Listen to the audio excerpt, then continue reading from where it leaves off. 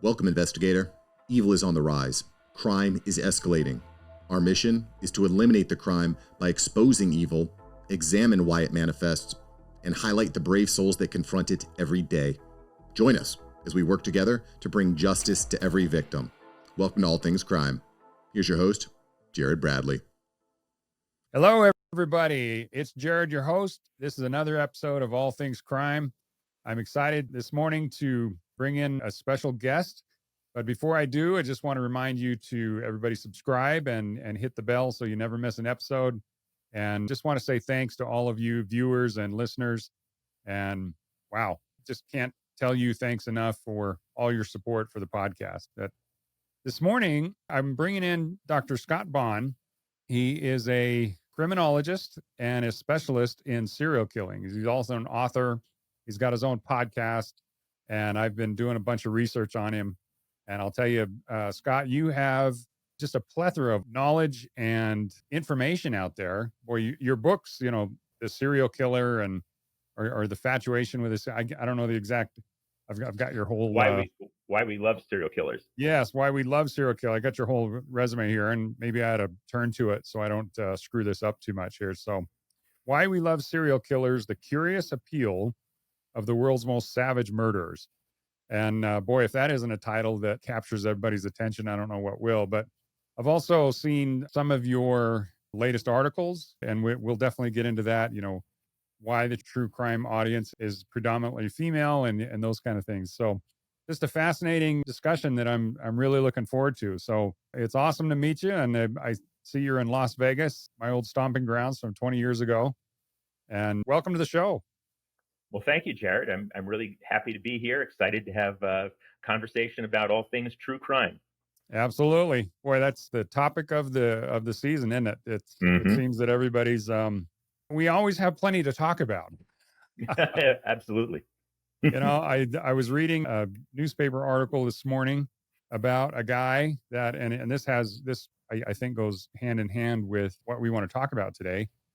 But this guy up in Seattle, he's a felon, and I'm not sure what he was doing on the streets, to be honest. Just walks up to a Tesla on the street and just opens fire. He had a 9mm gun that he'd stolen and killed this lady who was 32 weeks pregnant, injured her husband, but just shot through the passenger side window and the windshield. And they said it was totally unprovoked. They have no idea why this guy did it, but I think that goes hand in hand with the psychosis that so many people have out there. And I know you're an expert on that, so maybe we could start with that. What do you think would inspire somebody to just walk up and shoot somebody? Well, I think this is part of what I've been observing for some time now, which is, an uptick in these crimes of just anger and retaliation and frustration. The mass shootings, the terrible mass shootings, where we've seen just a tremendous uptick in over the last 10 years. And I think it has to do a lot with societal conditions that are prevailing in the United States now. I can't remember a time in my life, perhaps the 1960s, where the country was this divided along so many different lines. People are angry, they're frustrated, they feel powerless, alienated, and in those type of conditions, some people strike out in rage and retaliation, and that's really what mass murders are. Mass public shootings are perpetrated typically by a fatalistic individual who often wants to go out in some sort of a blaze of glory and make a statement and take out as many people as possible because they feel that the world has done them wrong in some way. That's a typical model of a mass shooter. And then at a more micro level, like you just described, an individual incident like that also just smacks of anger, frustration, and wanting to, hurt someone just out of rage. And of course, that individual might also have pathological mental issues as well. But I think a lot of this is literally due to the social forces that are prevailing in our country right now. I mean, everyone's waiting for the next shoe to drop. What's going to happen next? And there's just so much angst out there. And in that kind of a social, political, cultural context, very bad things are going to happen.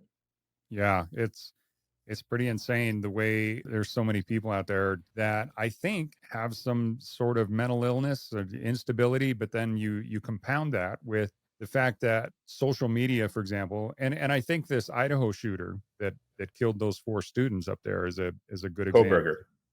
He My understanding at least is he was kind of shunned. He was socially awkward. He was almost like stalking one of the victims, and she probably as a social media influencer, but for the most part just a young girl that was just pretty much ignoring everybody other than herself, and she didn't reciprocate his, I don't know, promptings, whatever, in order to it's hard to describe it, but you know, so many people are just having fun and doing their own thing, and they don't have time to pay attention to everybody else. And some of these folks, like this Brian Koberger, thought that he deserved attention from her, and when she didn't reciprocate that, he lashed out. Well, the Koberger case, of course, is very much in the front of the news right now, and his trial is actually going to start later this year. Now, in the case of Koberger, it's really kind of an interesting dynamic because what he's charged with is essentially a mass murder, four people in one incident. But I see tremendous parallels between his evolution, his progression, if you will, to killing throughout his teens and into his 20s, very similar to a serial killer. Very similar, in fact, to Dennis Rader, BTK, who I have studied extensively and actually spent a tremendous amount of time corresponding with.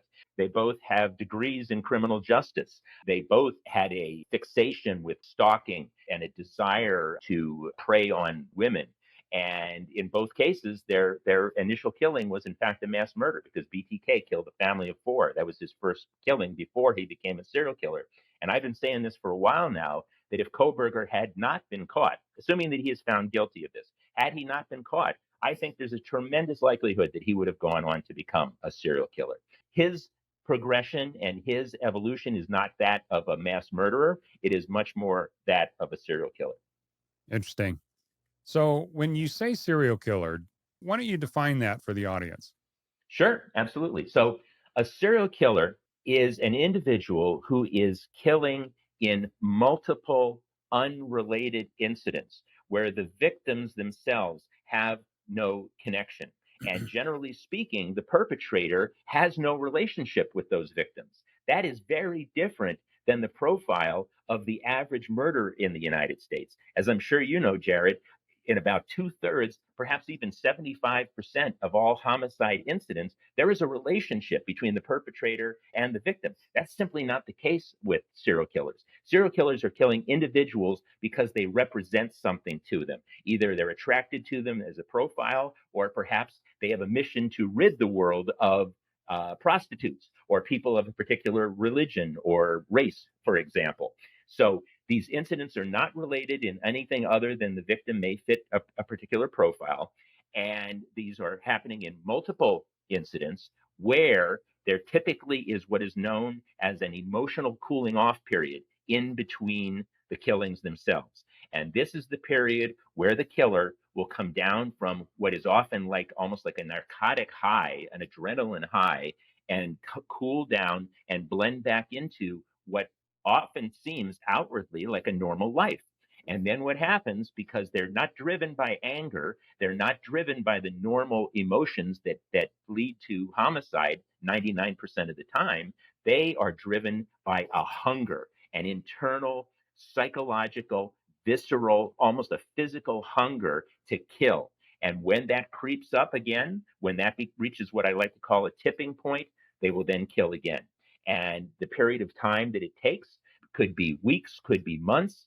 In very rare cases, like Dennis Rader, bind, torture, kill, even years sometimes in between these incidents. So there isn't like a standard cooling off period. No, no. Oftentimes, over time, will escalate and get shorter. Like in the case of Ted Bundy, it escalated over time. That sometimes happens. But in terms of like, does one size fit all? Is it always 2 weeks in between murders or 1 month? No, no, it varies. It varies by individual. Just like the motivation of each serial killer is individualistic or idiosyncratic. I'm often asked by people, isn't it always sex? Aren't they always driven by sex? And the answer is no. More than 50% of the time, it is not driven by sex. It could be something like a mission. And there are, in fact, serial killers that are known as mission killers, where they assign themselves a mission of ridding the world of sex workers or ridding the world of homeless men, for example. They give themselves this mission and they go out and they kill these individuals repeatedly. There are serial killers that are known as visionary serial killers. And David Berkowitz, the son of Sam, is probably the ultimate poster boy of visionary serial killers. He believed that Satan was directing him to kill others. And so a visionary serial killer is responding to some perceived higher power or higher authority. Could be God, could be Satan, could be the man in the moon, could be Ronald McDonald, telling them to kill other people. So there's actually at least 6 different categories of serial killers based upon the need that killing serves for them, the fantasy-based need that compels them to kill. Ah, wow. It's scary to think that these guys are actually walking amongst us. Absolutely. So before, and you brought up David Berkowitz. I want you to expand on that. But before you do, do you think there's an increase in, the sociopath serial killer type that is out there, or are we just hearing about it more? Let's use some actual numbers. Okay. It's estimated that there is about 1 million adult male psychopaths in the United States, about 600,000 adult female psychopaths. Now, sociopaths are a little bit more common. It's estimated there's about 8 million adult male sociopaths and about 6 million female adult sociopaths. But out of a country of 330 some million people, it's still obviously a fairly small pool. But these individuals can be very troublesome and problematic because they tend to be predatory in nature, although the vast majority of them do not kill. Okay, so that just gives you some ideas, idea of the number out there. And it probably would be useful for me to actually give a definition and a distinction between psychopaths and sociopaths. But I want to first address your question that actually serial killers are dramatically on the decline since the 1970s and 1980s. There were, during the 1970s, which was probably the heyday. It's when the term serial killer was actually first used by the FBI. It was in the 1970s, 1974. Bob Ressler, one of the legendary profilers, used that term for the first time. It's estimated there were about 650 serial killers on the loose in the 1970s, up to 800 or more in the 1980s. Today, currently, the number's way down, maybe a couple of dozen, 3 dozen so far this decade. So you can see the numbers are way down. And the reasons that they're way down has to do with, first and foremost, we can thank the FBI and the much better tools of detection, identification, and apprehension. So we've just gotten much better at identifying and actually apprehending these individuals. The public has become much more vigilant than it was in the 1970s. My grandparents, were hitchhiking across the country and thinking it was a great adventure. That stuff doesn't happen anymore. People don't leave their doors unlocked anymore like my grandparents did. And we have actually learned to just be much more vigilant since the 1980s. And I think some of I like to call them the OG true crime shows like Dateline and 48 Hours in 2020, in addition to scaring the hell out of us for the last 40 or 50 years, they also taught us to be much more vigilant and things to look out for. So they're educational, in that regard. And then, of course, DNA. DNA has been a game changer. The Golden State Killer, serial killer, was apprehended not that long ago based upon actually ancestry DNA. So I think there are a lot of reasons why, the numbers have gone down dramatically. So that's good news insofar as serial killers, but that doesn't mean sociopaths and psychopaths have gone away. And they're simply manifesting themselves in different forms. And some of these individuals, unfortunately, who are perpetrating these horrible mass shootings could quite well have these antisocial personality disorders as well. It's a bit of, there's this myth that the mass shooters just snap one day. They just snap go crazy, grab a AK-47 and go shoot up the local shopping mall. That's just not the case. These individuals, it's a progression over time where they escalate, and they often hoard guns, and they prepare, and they have extensive planning that goes into this. So they don't just snap. And they're not typically mentally ill from the classic paranoid schizophrenic standpoint. They're troubled individuals, they're angry individuals, they're alienated individuals that just have a vendetta towards society, but they may not actually be clinically mentally ill at all, which, by the way, would you like me to sort of break down the difference between psychopaths and sociopaths? Oh, you know what? That was actually the next thing I was going to say, is because I think what you're describing, the guy that snaps, is more the sociopath, right?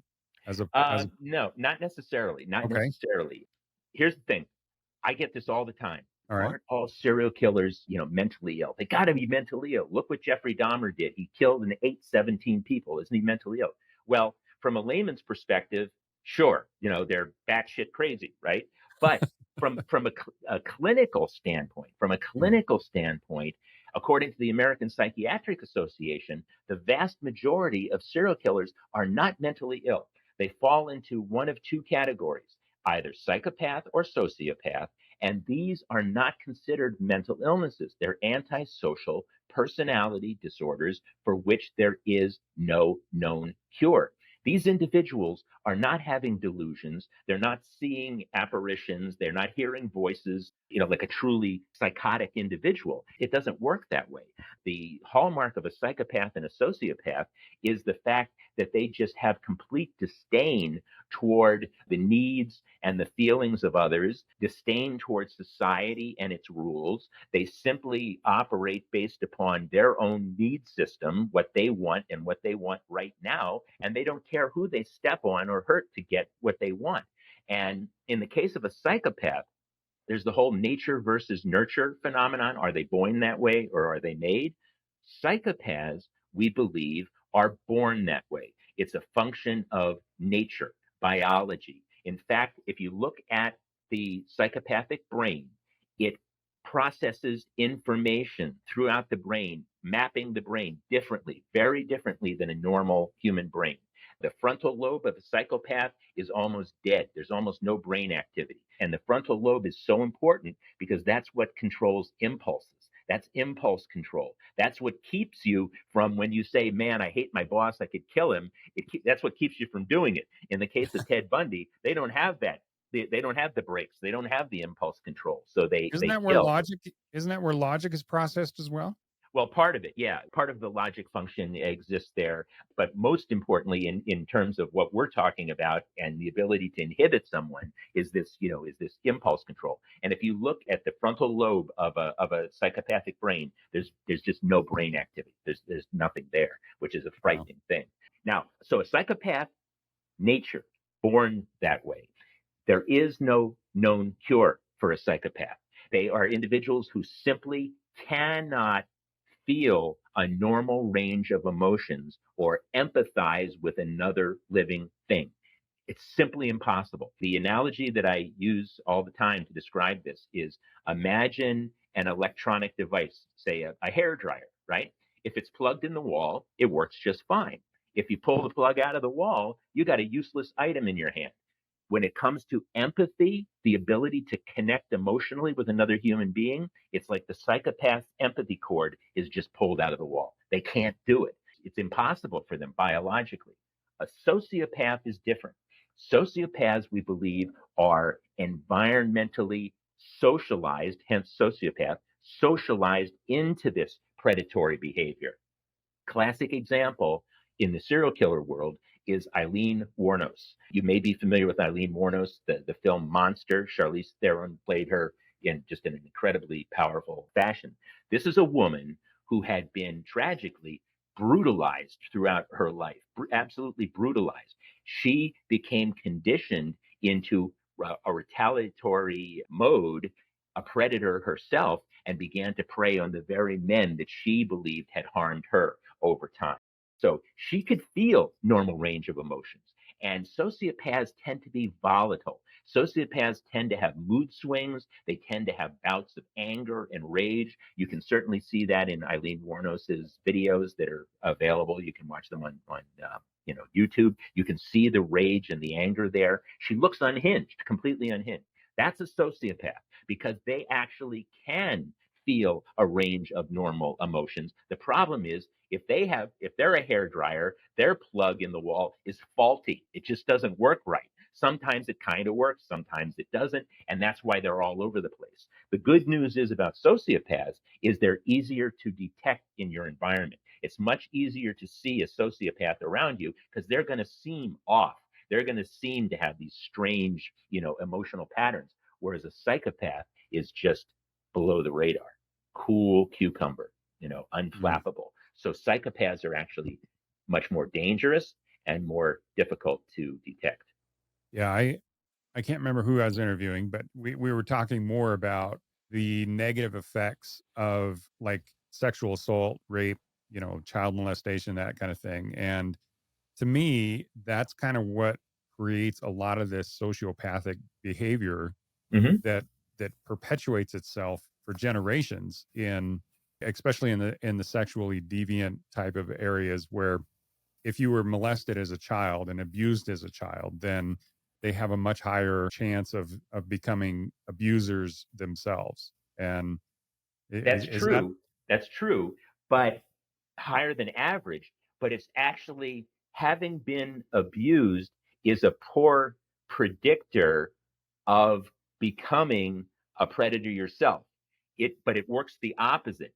If you are a predator, if you are a sexual predator, better than 90% of the time, the likelihood is that you yourself had been a victim. Okay. But right. projecting the forward, it's less than 10% of the time, if you have been abused, that you will become an abuser. So it's a better predictor of what happened in the past than in the future, if you follow me. Oh, interesting. Does that make sense? Kind of. That Yeah. to So me, in other words, if you yourself are a sexual predator, almost 100% of the time, those individuals have been preyed upon themselves. They have been victims. But just because you have been preyed upon, it's less than 10% of the time that those individuals will go on to become predators themselves. Okay. So, well, I guess that would make sense because there's certainly a lot more kids that are being abused than become abusers. Yes, So, exactly. so a lot of those kids, even though they were abused when they were young, don't necessarily become abusers in the future. That's right. Exactly. Okay. Yeah. Well, that makes sense because otherwise, half the We'd be population would be abusers. everyone would be a sexual abuser. Exactly. Right. Right. Yeah. It's like you said, through the 70s and 80s, that it just seems that period right in the 60s, 70s, and 80s. And I'm wondering if like the free society of the 60s, between the drugs and free love and all that kind of stuff, that mindset perpetuated forward and kind of created the environment where people felt more open to do those kind of things. And there wasn't really as much of a prohibited or the chance of a lot of criminals are criminals because they don't believe they'll get caught. Thanks for joining us. Your attention today brings us one step closer to exposing and eliminating the evil that brings crime to our communities. Hit subscribe and share this episode. Together, we will bring justice to every victim.